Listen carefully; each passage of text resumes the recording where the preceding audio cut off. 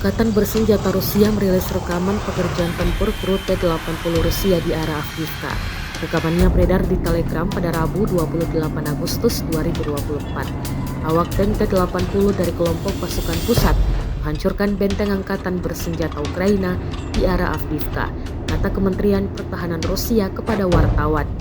Prajurit dari awak tank T-80 dari formasi senapan bermotor Gunung Pusat menghancurkan benteng angkatan bersenjata Ukraina dengan tembakan langsung, memastikan tindakan ofensif kelompok penyerang di arah Avdiivka, jelas Departemen Pertahanan tersebut.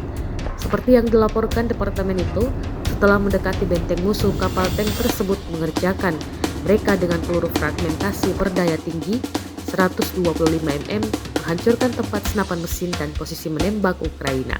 Tank tersebut juga sempat mendapat perlawanan, ditembaki mortir Ukraina hingga mengalami sedikit kerusakan.